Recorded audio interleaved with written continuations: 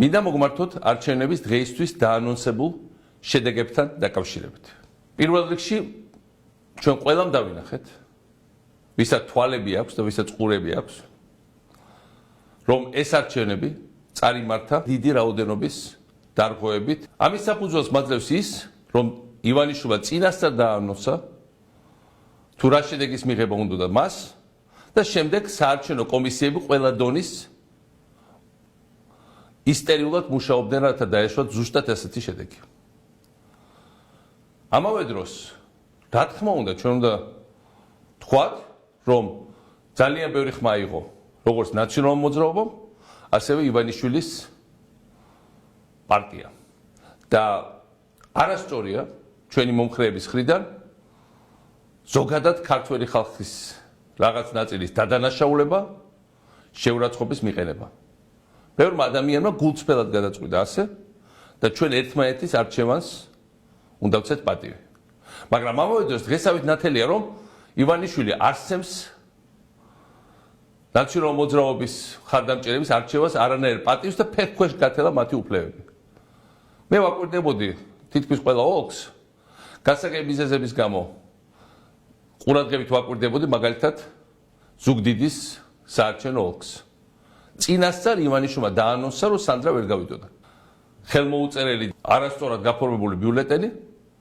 ამ საქმეს არ იყო არც კარუსელები, იმდენად დიდი იყო იქ სანდრას უპირატესობა და იმისაც რომ მეორე ტურში გადაეყარათ საქმე, საბოლოო ჯამში საქმეში ჩართვეს ბანდიტები, შევარდნაძის დროინდელი, შენგელიას მეთაურობით, რომელთაც უბრალოდ დაარბიეს ის საარჩევნოები, სადაც ყველაზე მეტი შედეგი იყო მიღებული. აი ასე ტარდებოდა არჩევნები სამეგრელოში, ასე ტარდებოდა არჩევნები კახეთში, ასე ბოლო საათებში გაყალბდა მასობრივად არჩევნები აჭარაში, ასე გაყალბდა ძალიან დიდი მასშტაბით არჩევნები თბილისში და ესეც ნიშანდობლივია ზოგადად ურბანულ ცენტრებში, სადაც უფრო ადვილია კარუსელების ტრიალი, იმიტომ რომ იმდენად ხალხი ერთმანეთს არ იცნობს, როგორც ძალიან ბევრ სოფელში. თუ ნახავთ კარგად ციფრებს, როდესაც ერთი და იგივე ადგილას, ერთმანეთის გვერდზე უბნებში განსხვავება შეადგენს რამდენიმე ათეულ და ზოგ შემთხვევაში 80-90%-საც, ძალიან ბევრი რამე ხდება ნათელი. უახლოეს დღეებში უნდა მოხდეს დაკუმენტირება ყველა ამ უხეში დარღვევის საერთაშორისო თანამეგობრობისთვის და ზოგადად მომავალში ამ ყველაფრის გასათვალისწინებლად. ამ სიტუაციაში საუბარი იმაზე, რომ მეორე ტურში ეს რამე შეიცვლება, სანამ მთავარი ფაქტორები არის იქ, რა თქმა უნდა უაზრობა. მეორე ტურის წინ ივანიშვილს ნათქვამი აქვს, რომ ის მის კანდიდატებს გაამარჯვებს ყველა ოლქებში, რა თქმა უნდა დღევანდელი საარჩევნო სისტემის პირობებში ეს ასეც იქნება. ამიტომ პირდაპირ მინდა გითხრათ, რომ მე ვერ ხედავ ას. რა თქმა უნდა ეს ყველა კანდიდატის ინდივიდუალური გადასაწყვეტია მეორე ტურში მონაწილეობის და ამითი პრაქტიკულად ლეგიტიმაციის ძალიან უხეში დარღვევებით ჩატარებული არჩევნების, რაც შეეხება შემდგომ მოქმედებებს. ახლა არ არის ხელების ჩამოშვების დრო, ფრუსტრაციის, ჩვენ ყველას კარგად გვესმის, რომ შემდგომი პერიოდი იქნება ძალიან რთული.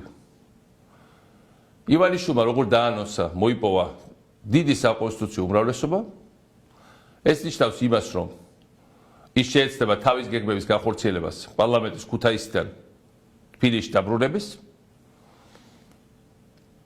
საპრეზიდენტო პირდაპირ არჩევნების გაუქმების, ის აუცილებლად შეეცდება რუსთავი 2-ის მთელი მენეჯმენტის გამოცვლას და მთლიანად სარედაქციო პოლიტიკის შეცვლას და ზოგადად მედიის აბსოლუტურ კონტროლს. ამ სიტუაციაში ჩვენ გვჭირდება გადაჯგუფება, ჩვენ ვართ ძალიან ბევრი და გავხდებით კიდევ უფრო მეტი მომავალში და ჩვენ აუცილებლად მოვაშორებთ საქართველოს ივანიშვილის რეჟიმს.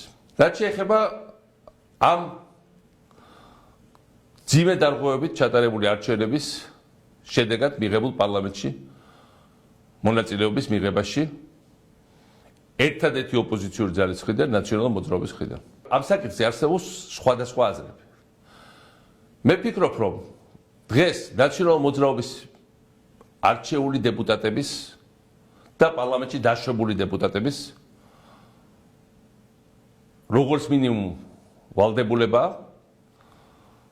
შეხვდნენ საქართველოს ყველა რეგიონში იმ ხალხს, ვინც ხარი დაგვიჭირა, ჩვენს აქტივისტებს, ვინც ვის ხრებზეც გადაიარა ამ არჩევნება და მანამ სანამ რამე გადაწყვეტილებას მიიღებენ ამ თემაზე და ვიმეორებ, რომ არსებობს არგუმენტები აქ ორივე მხარეს, მონაწილეობასაც და არ მონაწილეობასაც, მაინც იკითხონ ჩვენი აქტივის, ჩვენი მხარდამჭერების, ზოგადად საზოგადოების აზრი. ეს არის დემოკრატიული, ეს იქნება პატიოსანი და ამ ასეთი კონსულტაციების შედეგად მიღებული გადაწყვეტილებას ბევრად სწორი და ეფექტური გაგრძელება მოყვება. ჩვენ ვეკუთვნით არაუბრალოდ ჩვენ თავს, ჩვენ ეკუთვნით ჩვენ მხარდამჭერებს, ჩვენ ვეკუთვნით საქართველოს პატრიოტების ძალიან დიდ მასას, ჩვენ ვეკუთვნით ჩვენ ხალხს. ამიტომ ხალხთან ერთად უნდა ვიმოქმედოთ. ჩვენი ბრძოლა გრძელდება და რამდენიც არ უნდა იფართხალოს ივანიშვილმა, დარწმუნებული ვარ, უახლოეს პერიოდში დამთავრდება ძალიან სერიოზული შემოbrunებით და საქართველოს წინსვლით.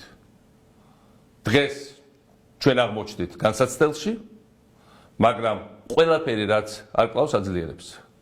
ამ განსაცდელიდანაც გამოვალთ ბევრად უფრო გაძლიერებულები.